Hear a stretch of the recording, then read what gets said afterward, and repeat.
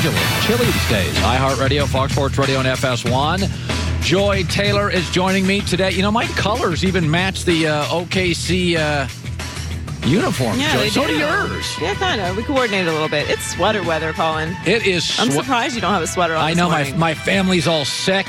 I can't get out of the house fast enough. I know you sound whiny, but it was legitimately cold this morning. It was 59 degrees. It's outrageous. I mean, I wore my puffy coat. God, listen to us. We're just obnoxious. We are. It is great to have you. It's still a holiday for a lot of people. I saw the roads when I drove in this morning a little busier. So if you did not see this game last night, Paul George was such a big deal last night in Los Angeles. Remember, he was going to be a Laker and decided, nah, he scored 37. They were booing him. It was awesome. And this was a high point for Paul George in the season. He came to L.A., it's where he's from. He dropped 37. He was the best player on the floor. And congratulations. He was so important. They were booing him because he didn't come to the Lakers. And congratulations for that gigantic win in the first week of January. Slow clap for that. Paul George 2 years ago said to his GM in Indianapolis, Kevin Pritchard, pretty smart guy, he said, I want out. I want to go to Los Angeles, where I'm from. And so Kevin Pritchard did the best thing he could for Indianapolis, engineered a trade with Oklahoma City, sent him there, and Paul George still said, I want to be a Laker. And so everybody waited for him to be a Laker, and all of a sudden he was going to be a Laker, and about a week before, LeBron signs with the Lakers, and within a day, Paul George suddenly didn't want to be a Laker. The story's all dried up. And he chose Oklahoma City. Last night, it's going to be one of his 5 big nights of the year. First week of January at L.A. Booty's so important. Won the game over the LeBron-less Lakers. I never feel sympathy for people who have options in life and choose the wrong one. I feel sympathy for people who, because of their circumstances, don't have options. Paul George chose Oklahoma City. Paul George chose Russell Westbrook and LeBron James, where you win titles, you get on television, you'd be in the Western Conference Finals with LeBron, you'd be on television in late May and June, you'd get major endorsements. Dropping 37 would not be a big deal in the first week of January. Because LeBron doesn't care about Januaries. Look it up. It's always his worst month. He goes into sort of a pre-All-Star game, pre-trading deadline malaise. He gets rest. He doesn't play well. His teams don't play particularly well. Look it up. Guys like Harden, Paul George, Westbrook, Kawhi, man, they are awesome in January. They stack the numbers. They climb in the standings. Kawhi's going to have another big one tonight. He's going back to play the Spurs. He left the Spurs. And Paul George last night, he was big in L.A. In your face, L.A. I'm the man. First week of January. There are players in the NBA I feel sympathy for. Anthony Davis is one. Anthony Davis is going to be a Laker. It's going to take a few months. Maybe it's going to take a year, but he'll be a Laker. He gets drafted by a city that probably shouldn't have a team. And then the way the NBA sort of rigs it and sets it up, you have to sign your first big extension with your team to make the real money. And then you start losing 50 games a year, and you get tired of it because your organization can't get you any good players. And then eventually you're the bad guy because you leave because you have a mediocre owner, a mediocre GM, an often fired coach, and no good players around you. That I feel bad for. Paul George, he chose last night. That's what he chose. He chose last night. Because Paul George knows Westbrook is now an aging point guard who can't shoot. And when I say can't shoot, he can't shoot free throws. Westbrook's free throw percentage last 3 years has gone from 80, 75 to 64. So this team has no shot in the playoffs to do anything. And I'll tell you, there's a lot of people that think Paul George won by staying in Oklahoma City. Rob Parker was on our show yesterday. He thinks Paul George is showing LeBron a thing or two.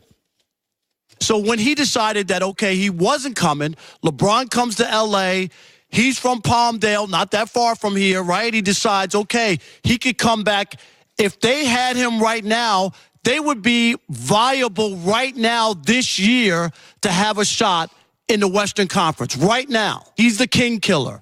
He will be the reason the Lakers do not win a championship during the LeBron years. I look at it just the opposite, is that Paul George, by not joining LeBron and choosing Westbrook over LeBron, guaranteed he will never be in the finals. And he could have been with LeBron, but instead LeBron now will go to his second or third option named Anthony Davis, who is obviously a better player than Paul George, and he will, over time, end up in finals and win one, maybe two, probably one. I just see this differently than everybody else. When Paul George chose not to join LeBron, it killed Paul George's chances of not making the finals.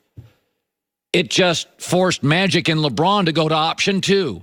And what do you know? Option two, Anthony Davis, is a significantly better player and will probably join the Lakers, I'm told, sometime in the next year or earlier. All right, let's shift to this. There's 4 playoff games this weekend. Top of next hour, Greg Cosell. You can't miss this. He's terrific. Greg Cosell, NFL Films, almost 40 years, will break down what to look for this weekend in these 4 huge playoff games. Now, the first thing I do every week is I look at the lines from Vegas, and then I get ready for Blazing 5. And I pick the 4 or 5 games I like. But I don't do Blazing 5 for the playoffs. And the reason is because the reason Blazing 5 works is because I have 15, 16 games to choose from, and I can choose just 5. But when you only have 4 games, I looked at the lines this weekend, and there's 4 games, and there's only one team I really like. There's only one game I would bet if I was going to bet football this weekend. And I know I'm from Seattle, but you know that's never cared. I don't care about that stuff. My job is to be honest, not to support my birthplace. I like the Dallas Cowboys. Dallas Cowboys are a slight favorite, 1.5. That's what Vegas says, over the Seattle Seahawks. And I think Dallas is going to win the game. That would be the game I would bet. That's the game I feel strongly about. Now, first of all, it's obvious. Dallas has become a couple of different teams. There is the Dallas Cowboys offense without Amari, and then there is the Dallas Cowboys offense with Amari, and it's not real hard to figure out. It's way better. I'll put them on the screen for our FS1 viewers. This is a completely different offense post-Amari Cooper. Now, fans look at teams. This is what fans do. They tend to look at teams just one record. We're 12-4. Coaches and GMs do not look at teams that way. They look at teams in quadrants and quarters. For instance, Kansas City's 12-4. Woo! They're 3-3 in their last 6, and 2 of those 3 wins are over the Raiders and a home win in overtime. New England is why I like Dallas. If you look at Dallas like a general manager or a coach would look at Dallas, they should be favored here. Let's look at the first quarter of the season for Dallas. They were 2-2. There was no Amari Cooper. You can see their offense. It just wasn't. Yeah, I mean they were just not. They were 2-2, and they were struggling with everybody. They struggled with the Giants. They couldn't score against the Seahawks. They shouldn't have beat the Lions. They weren't very good. And then the second 4 games, the next quadrant, they were 1-3. They had Amari for just 1 game, and you can see the offense there. It's still not very good, right? That's not very good. And let's go to the third quadrant. Oh, they're 4-0. Oh, no, holy moly, is scoring 31 there and 27 there. Oh, they beat the Saints. And then look at the last 4. They had a dog against Tennessee. Once again, though, or against Indianapolis, which was very predictable, by the way, on the road, off hugely emotional games. Indianapolis at home was absolutely desperate, had to win every week. But you can see the points, 29 and 36 and 27, and this is how you look at teams. This is how general managers look at teams. They do not look at teams and go, we're 12-4. They ask, what are we now? What the Cowboys are now is the most athletic NFL team defensively in the front 7. What the Cowboys are now is rested. Zeke didn't play. Zach Martin, a great offensive lineman, didn't play. What the Cowboys are right now is at home. What the Cowboys are right now is a bona fide real offense with a star receiver and a star back and a rested above-average offensive line playing at home where they're very good, especially if Zeke can get over 100 yards. Dallas has better players this weekend. Seattle is still in somewhat of a rebuilding mode.